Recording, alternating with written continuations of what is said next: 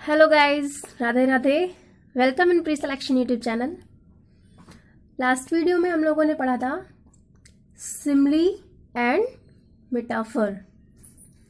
I hope आपको समझ में आ गया होगा। आज का जो हमारा टॉपिक होगा वो हम पढ़ते हैं पर्सोनिफिकेशन। Personification means मानवीकरण। तो आज का टॉपिक हम शुरू करते हैं पर्सोनिफिकेशन। जैसे कि मैंने आपको सिमली में और मेटाफर में दो तीन डेफिनेशंस बताई थी। फिगर ऑफ स्पीच की भी मैंने शायद आपको 4 डेफिनेशन बताई थी। उसी तरीके से मैं आपको पर्सोनिफिकेशन की भी 2 या 3 डेफिनेशन बता देती हूँ। उसमें आपको जो बेस्ट लगे, जिस भी डेफिनेशन की लैंग्वेज ईजी लगे, आप उसको लर्न कर सकते हो। और सारी लर्न कर लीजिए तो बहुत ही अच्छी बात है। तो सबसे पहले तो मैं आपको डेफिनेशन बता दूं, उसके बाद एग्जाम्पल के साथ मैं आपको पूरा क्लियर एक्सप्लेन कर दूंगी। तो डेफिनेशन है हमारी, फर्स्ट नंबर डेफिनेशन ये है, personification is a figure of speech in which a thing, an idea or an animal is given human attributes. ये हमारी होगी फर्स्ट डेफिनेशन। पहले मैं आपको सारी डेफिनेशंस बता देती हूँ, उसके बाद मैं आपको एक्सप्लेन करके बताऊंगी कि इसका मीन्स होता क्या है। ये हमारी फर्स्ट डेफिनेशन हो गई। अब हम सेकेंड डेफिनेशन देखते हैं। The non human objects are portrayed in such a way that we feel that they have ability to act like human beings. ये हमारी हो गई सेकेंड डेफिनेशन। सबका मीन्स एक ही है, बस लैंग्वेज का चेंजमेंट थोड़ा सा है। ये हमारी होगी सेकेंड डेफिनेशन। अब मैं आपको एक डेफिनेशन और बता देती हूँ। It is a figure of speech in which lifeless objects and abstract ideas are thought of as living beings. मैंने क्या पर्सोनिफिकेशन का मीन्स क्या होता है? मानवीकरण। इस फिगर ऑफ स्पीच का मीन्स ये है, जब कोई, जैसे कि देखिए फर्स्ट नंबर पे मैंने आपको बताया कि the personification is a figure of speech in which a thing, an idea or an animal is given human attributes. Second में क्या था? द नॉन ह्यूमन ऑब्जेक्ट्स, एक ऐसा ऑब्जेक्ट जो नॉन ह्यूमन होता है, मतलब जिसका मनुष्य से ऐसा कोई कनेक्शन नहीं होता है, are portrayed in a such way that we feel that they have ability to act like human beings. लेकिन फिर भी जो उसका एक्ट होता है उसको हम लोग किस तरीके से फील करते हैं, उसको हम फील करते हैं। जो एक्ट होता है वो एक जैसे लगता है कि कोई एक ह्यूमन की तरीके हो रहा है, कोई मनुष्य कर रहा हो। इसमें क्या, it is a figure of speech in which lifeless objects and abstract ideas are thought of as living beings. एक ऐसे लाइफलेस ऑब्जेक्ट जिनका जीवन नहीं होता है, जो मनुष्यों की तरह जीवन नहीं होता, जिनका जो सांस वांस नहीं लेते हैं, लेकिन फिर भी उनको हम लोग किस तरीके से एक लिविंग बीइंग्स, हम लोग उसको एक लिविंग बीइंग्स की तरह फील करते हैं।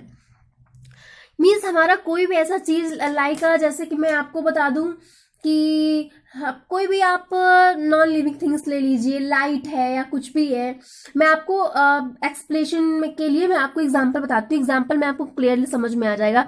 मतलब इसमें कोई भी चीज होगी, उसमें लाइफलेस ऑब्जेक्ट्स होगा, उसका कोई लिविंग बीइंग से कोई कनेक्शन नहीं होगा, लेकिन उसको हमको किस तरीके से फील करना है, जैसे वो एक लिविंग बीइंग्स हो, एक मनुष्य की तरह हमको उसको फील करना है। क्लियर? तो मैं आपको सबसे पहले एग्जांपल बता रही हूँ। आई होप आपको एग्जांपल से क्लियर बेटर समझ में आ जाएगा। तो हम एग्जांपल्स देख लेते हैं। फर्स्ट नंबर हमारा एग्जांपल है, द स्काई वीप्स। अब आप सोचिए, आसमान रोता है क्या? नहीं ना। लेकिन मैंने क्या कहा था? Personification means मानवीकरण।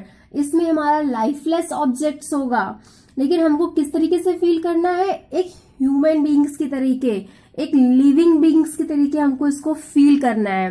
The sky weeps, I hope आपको समझ में होगा। जैसे lightning dance across the sky. Lightning देखते ना, बिजली चमकती है, बिजली कड़कती है, तो क्या है? अब आप सोचिए, लाइटनिंग डांस, क्या जो लाइट होती है वो डांस कर सकती है? नहीं ना। तो इसलिए क्या है, इसमें भी हमारा लाइट क्या है कि नॉन ह्यूमन बीइंग्स, लेकिन इसको हम लोगों ने किस तरीके से फील करा है? एक लिविंग बीइंग्स के तरीके।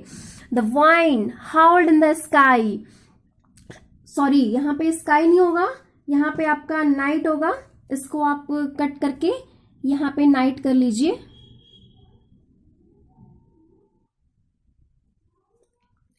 The wind howled in the night. अब जो हवा होती है वो रात में चीखती है।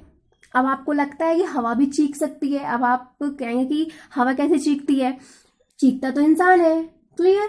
लेकिन मैंने क्या कहा, इसमें करना ही यही है हमको, उसमें जो लाइफलेस ऑब्जेक्ट्स है हमको इसको फील करना है एक ह्यूमन बींग्स के तरीके, एक लिविंग बींग्स के तरीके।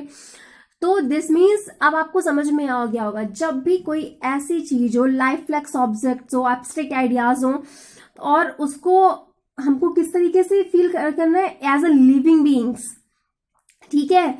कुछ भी होगा उसमें, जो भी है हमारा जो नॉन ह्यूमन ऑब्जेक्ट्स होंगे, बट हमको कैसे, we feel that they have ability to act like a human beings, लेकिन हमको किस तरीके से एक्ट करना है, ह्यूमन बींग्स के तरीके। आई होप आपको पर्सोनिफिकेशन समझ में आ गया होगा। मैंने आपको 3 डेफिनेशंस बता दी, इसमें से आपको जो इजी लगे आप यूज कर सकते हैं, वो लर्न कर सकते हैं। अब हम नेक्स्ट फिगर ऑफ स्पीच देखते हैं, अपोस्ट्रोफी। अपोस्ट्रोफी की फर्स्ट डेफिनेशन है, an apostrophe is a direct address to the dead, to the absent, to a personified object or idea. This figure of speech is a special form of personification. आपको समझ में आ गया होगा, an apostrophe is a direct address to the dead, to the absent, to a personified object or idea. अब second definition में देखिए, an apostrophe used in writing to show when a letter or a number has been left out or that is used before or after as to show position. Same चीज है, जो first में था वही second में है, बस language इसमें चेंज हो गई है। आप लैंग्वेज देखिए, इसमें क्या है और क्या, sometimes for S to the plural form of a number और अ लेटर। आप देखिए ना, अपोस्ट्रोफी का हमारा डायरेक्ट सी समझ में आ जाता है, उसमें कोई हमें पहचानने की जरूरत ही नहीं है। सेम सीधा से कोई आपका ऐसा फॉर्म आएगा जहां पे कुछ हमारा अपसेंट होगा, कुछ ऐसा होगा कि आपको क्लियरली समझ में आ जाएगा। ऐसा आप जानते हैं ना, कभी कभी अपोस्ट्रोफी को हम लोग ऊपर जो लगता है उसके लिए। अब देखिए, मैं आपको इससे एग्जांपल्स बता रही हूँ, एग्जांपल से आपको बेटर समझ में आ जाएगा। बट ये है कि apostrophe is in writing to show when a letter और अ नंबर, जब कोई लेटर और number has been left out, जब वो वहां से लेफ्ट हो जाता है, दैट इज यूज। तो हम लोग वहां पे क्या, एस से पहले और एस के बाद में कभी कभी हम लोग अपोस्ट्रोफी का यूज करते हैं उसकी पोजीशन शो करने के लिए। और कभी कभी हमारा एस का यूज कब होता है, प्लूरल नंबर और लेटर के लिए हम लोग प्लूरल फॉर्म में जाते हैं ना, वहां पे हम लोग यूज करते हैं। मैं आपको 4-5 डेफिनेशन बता दे रही हूँ, उससे आपको क्लियरली समझ में आ जाएगा। तो हम एग्जाम्पल देख लेते हैं इसका। फर्स्ट नंबर है, we spend Christmas day with Ben's parents. देखिए आया ना, हमारा बताया था मैंने आपको कि sometimes before S to plural form number और लेटर, लेकिन यहाँ पे भी क्या था, कभी कभी हम लोग एस का यूज बिफोर और आफ्टर में पोजीशन शो करने के लिए करते थे। यहाँ पे आ गया ना। अब देखिए, this book is the fruits of 15 years, यहाँ भी है, ये एस से पहले वाला एग्जाम्पल हो गई हमारा, एस के बाद वाला। अवर neighbours babies cries morning Nunes and night, मेरी पड़ोसी का जो बच्चा है वो सुबह दोपहर शाम बस रोता ही रहता है। क्लियर। तो यहाँ भी देखिए, एस से पहले आया पोजीशन शो करने के लिए, क्लियर। और ये देखिए, आई एम श्योर, ये इसके आपका sometimes for S to plural of a number और अ लेटर, जब कभी प्लूरल से पहले भी हम लोग अपोस्ट्रोफी का यूज करते हैं ना। देखिए यहाँ पे एम से पहले हुआ है, क्लियर। तो ये हमारा हो गया, ये हमारे हो गए एग्जाम्पल्स अपोस्ट्रोफी के। एक छोटा सा और, कभी कभी मैं आपको, कभी कभी हमारे एग्जाम में पूछ लेते हैं, कंपटीटिव एग्जाम में तो मोस्ट है। वैसे मैंने आपको जो भी पढ़ाया है ना, आप इसकी हेल्प से कंपटीटिव एग्जाम में कभी भी कोई भी सेंटेंस आएगा, आप इससे, आप अपना ये जो मैंने तरीका बताया आप इससे यूज करके आइएगा। इस तरीके से आपको सेंटेंस पहचान करके, मैंने आपको बताया था कि उसमें 4 ऑप्शन दिए हो, तो उसमें कौन सा है, कभी कभी पूछ लेते हैं कि उसमें कौन सा फिगर ऑफ स्पीच है, उसमें सेंटेंस दिया रहेगा कौन सा फिगर ऑफ स्पीच है। तो आई होप जो मैंने आपको इसमें बताए हैं उसकी हेल्प से आप अच्छे से समझ जाओगे, अच्छे से पहचान सकते हो, बहुत क्लियरली आइडेंटिफाई कर सकते हो कि आप हमारा कौन सा इसमें फिगर ऑफ स्पीच है। फिर भी मैं सोच रही हूँ एक और मैं छोटा सा तरीका आपको बता देती हूँ, या यूं समझ लीजिए कि वो हमारी डेफिनेशन भी है। 2 डेफिनेशन तो मैंने आपको बता दी, एक छोटी सी 3rd डेफिनेशन और भी देख लेते हैं। आई होप आपको और बेटर समझ में आ जाए।